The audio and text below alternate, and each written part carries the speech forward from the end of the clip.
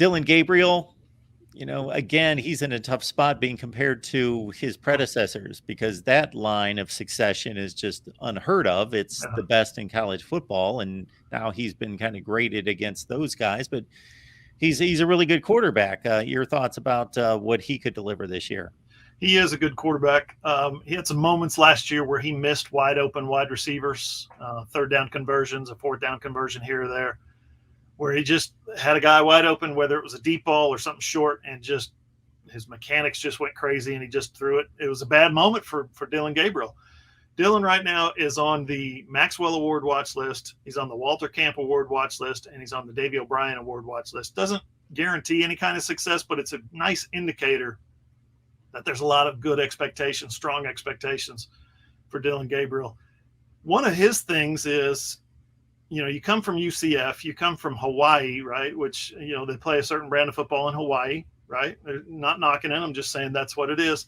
He comes out of Hawaii, he goes to UCF, plays 3 years, has 3 good seasons, got hurt one of those years. Transfers to Oklahoma at the last minute. He was going to UCLA. He was the way he tells the story, he was sitting not on a tarmac. He was sitting at the airport waiting on his plane to be called. And Jeff Levy, the offensive coordinator, calls and says, "Do you want to come to Oklahoma?" It was that close to going to UCLA. He was enrolling later that day or something. It was crazy how close it came. His problem may be the expectations that come, as you said, with being the quarterback at Oklahoma and the guys that came before him specifically. His 2 spring games here, okay? Last year and this year, his 2 spring games. All Oklahoma did was bring back a Heisman Trophy winner and put up a statue to him, and there's 70,000 people in the stands to watch all this happen. A statue goes up of Baker Mayfield, a statue goes up of Kyler Murray. If you're Dillon Gabriel, what are you thinking? That's got to be me. I got to do something like that. This is what people want. It's got to be daunting. Absolutely. It's got to be daunting. And if you look at his career numbers at UCF, and I know UCF played a group of 5 schedule, but they played a high group of 5 schedule and played certainly a couple teams each season in the Power 5. He should not be ashamed in any such way what he's accomplished in his collegiate career. And of course, it all came unraveled when he walked off the field or was taken off the field in those 2 games and did not participate second half TCU in the Texas game.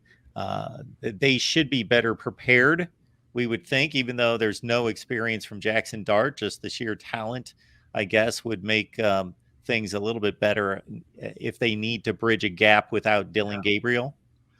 Yeah, Jackson Dart, Jackson Arnold is the quarterback. Yeah, Ole Miss. I do the same thing. Yeah. Jackson Dart at Ole Miss, Jackson Arnold at Oklahoma. It's tough to keep up with. I knew one of these days I was going to call him Arnold Jackson just because I grew up watching different strokes. There it is. Haven't done it yet, so fingers crossed. He is talent-wise, when you watch that kid throw, he's something else. He's really, really talented. The game comes very natural for him. Something else that comes natural is hard work. He really embraces the idea of outworking his teammates and outworking his quarterback mates and, being the first guy in, last guy off, and the guy who pushes the most weight and the guy who runs the fastest in drills and stuff like that. He really runs to that kind of expectation. So that helps him. He's a hard worker and he's being rewarded for it because he's also got a lot of talent. Where they sit right now with their quarterback position is their backup. No other way to say it, is a true freshman. He is right out of high school. He spent spring football here. He had a great spring. When spring practice started, he was the 4th quarterback, and when spring practice ended, he was the 2nd quarterback. That tells you right there what kind of progress he made in his first semester in college. You go out to watch the practice, watch the quarterbacks, watch them closely. You can see Dillon Gabriel flat out spins it and puts it on the money. You can see Jackson Arnold flat out spins it, puts it on the money. The other guys may not have the same kind of nuanced touch for a shorter throw than they might for a longer throw.